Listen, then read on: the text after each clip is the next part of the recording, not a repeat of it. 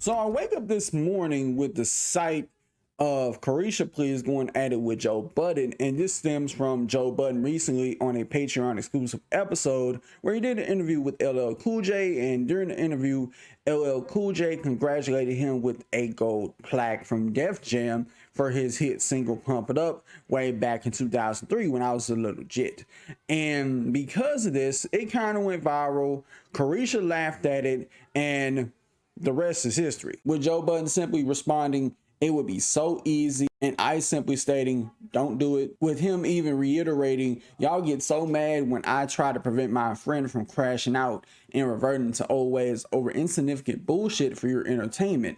All you weird dudes can eat a dick." I say that respectfully, of course. And after all the backlash she got, Carisha tried to play the online perpetual victim, especially when people started bringing up these stats with Young Miami's Spotify numbers only being at 195K a month compared to Joe Budden having over 781,000 monthly listeners. And somebody tried to point this out saying, "Oh, would it though?" In the sense of it wouldn't be as easy as you think, pointing to a bunch of gold and platinum records that the City Girls got.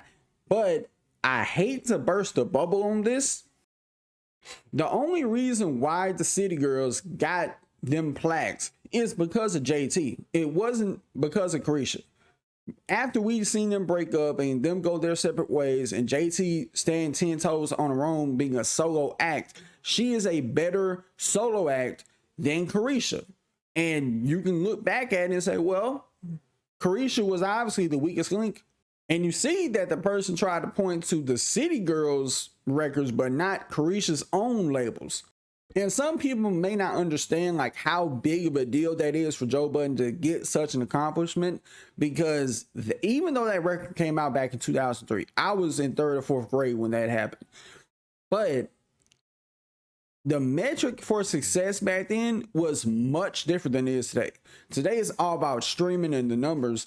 And Carisha needs to stop trying to play the victim and just realize that she tried to bark up the wrong tree and it miserably failed.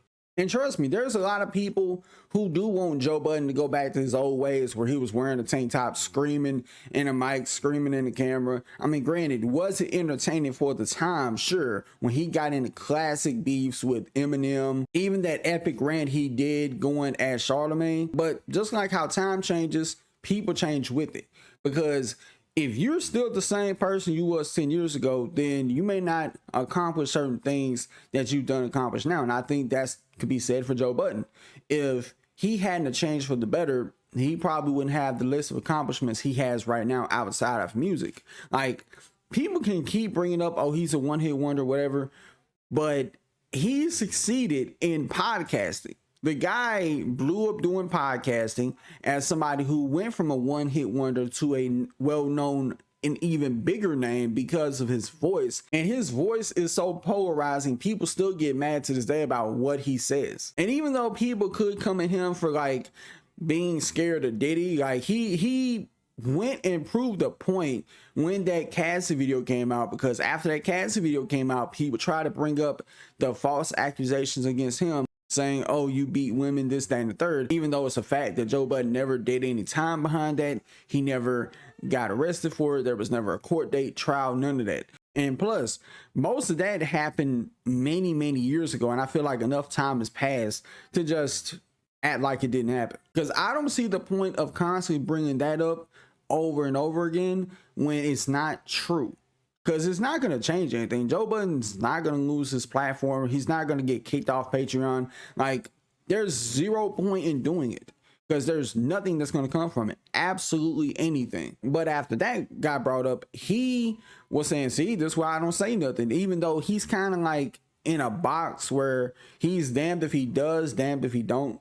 Because he'll have his audience saying, yo, you acting kind of real scary about Diddy. And then on the other side of the spectrum, they'll sit there and say, oh, you should shut up because you have accusations against you. But at the end of the day, it's all about pleasing your audience and fuck everybody else who don't like it.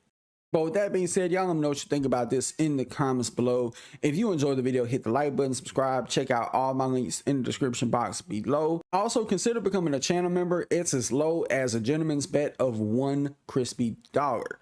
Till next time, I'll see y'all in the next video. Peace.